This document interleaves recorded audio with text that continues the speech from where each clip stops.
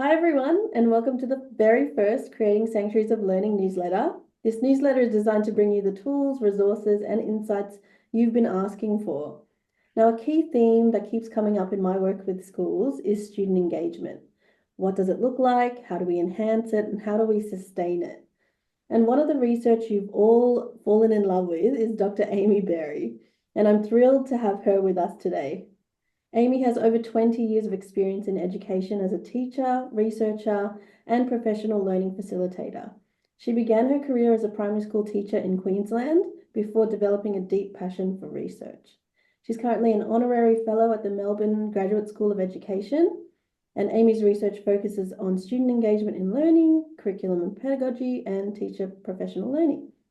Amy has kindly agreed to collaborate with me on our new Driving School-Wide Engagement series, where we'll be speaking with both her and school leaders and teachers who are championing this work. We're also fortunate to have Chris Carey, Principal of Jules Primary School in Lake Macquarie, New South Wales, joining us today to share first-hand insights on how her school has been driving student engagement. Now, one of Chris's many strengths is her ability to build the capacity of her staff, ensuring that they're well equipped to meet challenges in the classroom. She has fostered a culture of personalised professional learning, which I have witnessed firsthand, of collective efficacy and a deep understanding of the key drivers of student achievement. We also are joined by Louise Phelan Davis, Stage 2 Assistant Principal, who has been instrumental in developing engagement strategies within Stage 2 as a pilot before establishing systems for a school-wide rollout. So it'll be great to hear from Louise. And of course, we have Sarah Burdenshaw, the Assistant Principal Curriculum and Instruction. And Sarah plays a crucial role in supporting her teachers to meet each student at their point of need, while also building staff capacity to identify and analyze strong data sources to drive learning.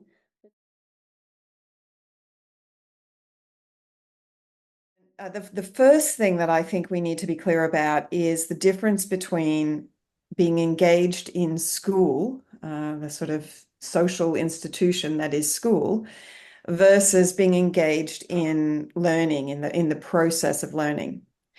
And yes, these two things are connected, but they're not the same thing.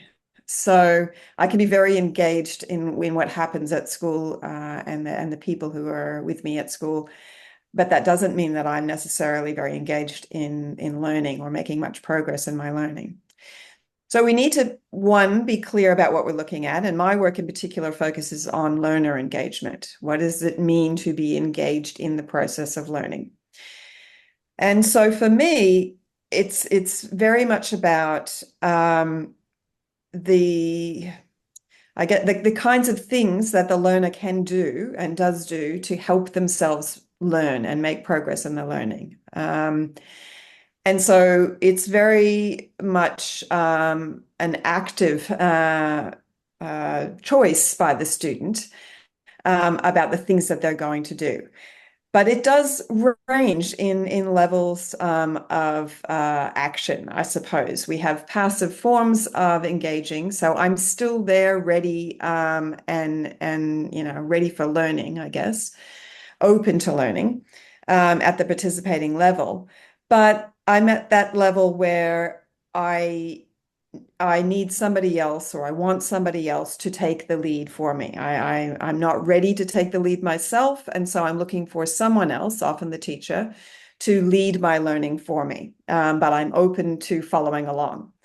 And then we move on to the more active forms of investing and driving, where their confidence is up, their belief in their capacity to succeed and take risks and take on challenges is up. And that enables them to become more actively engaged in their learning. For me, engagement is something that comes up in our school excellence plans regularly. And it's really drilling down into what that means for us as a school. So, as part of our instructional rounds, we had a focus on learning intentions and success criteria. And through those conversations, as an instructional rounds team, it clarified for me that unless students know how to engage in learning and what that looks like, and they have a clear framework about that, as do our staff have a clear framework of what engagement actually looks like for learning, then learning intentions and success criteria won't have the impact that we know that they can. So we stepped back from that and went right back in that we need engaged learners that understand learning and themselves as learning to drive their engagement with things like success criteria and the explicit teaching that was going on. And I know Lou took that on very much as part of that original instructional rounds team. Say that when we did the instructional rounds and another school was looking at student engagement and you first introduced us to the Amy Berry model, it was kind of like this huge light bulb moment for me, because it's like, oh my gosh, yeah, my kids are participating in my classroom because they are completing the activities. And I'm assuming that that means they're engaged, but actually they're not, because they're not really inquiring or self-driving it or pushing them, reflecting on where they're at and trying to push themselves on to the next level. So it was a real sort of light bulb moment where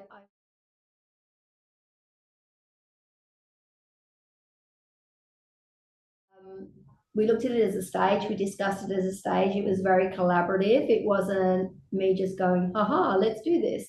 And I think we were very fortunate in the sense that Chris sent us to instructional rounds as a stage team. So we all received the same professional learning and same discussions. And so that was really powerful for us. But just sort of recognizing as well that it is so multi-layered, the actual process of it. Like, we really had to think about how our classrooms were set up. Were our expectations strong and robust in the classroom? Were we consistent with how we are dealing with those expectations? And then from that, we slowly built up from there to start looking at the engagement model. So we broke it down into child-friendly language, and we explicitly taught it to the kids through lots of role modeling, which was fun, and discussion based, and they've made so many posters about it and sorting activities and all of those things, so that they could have a really clear understanding of where they sat on what each component of that engagement scale looks like. And then we started to get them to sort of predict, well, where would you like to be today on that engagement scale model? I'd like to be, they all want to be driving, of course. Oh, yeah, I love your ambition, but what is that actually going to look like in a classroom? You know? And then we get them to reflect at the end of the lesson, right? You said you wanted to be driving. We said driving would look like X, Y, Z. Did you hit that? Did you hit that criteria? Well, yes or no. And if it was no, well, let's look at what investing would have looked like today in this. Did you do that? Did you hit that? And it's been a whole process of really unpacking it, getting them to think about it, and they've been involved in it from the get-go. The kids have been amazing, and then getting them to be honest and reflective about where they sit on the engagement scale, and then me being reflective as to why was such a high percentage of people unavoiding yesterday? What happened in that lesson? Was it me? Was it you? Was it something that was happening outside the classroom that I couldn't control? And we had this big discussion around what it was. And, you know, initially they were uncomfortable about critiquing me, but it's like, well, no, I critique you all the time. I tell you what you need to do to improve. You need to tell me what I need to improve and what was wrong with that lesson.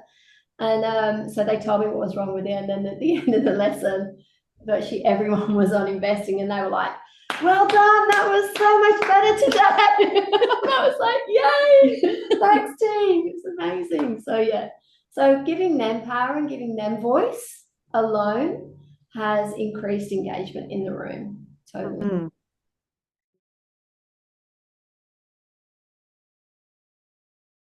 But now I think the biggest thing for us is about that consistency. Yeah. Making sure that, you know, what Lou's driven in that stage 2 team has the same expectations as what kindergarten are using and what stage 3 are using. So the same vocab, the same language, the same delivery of those, expectations.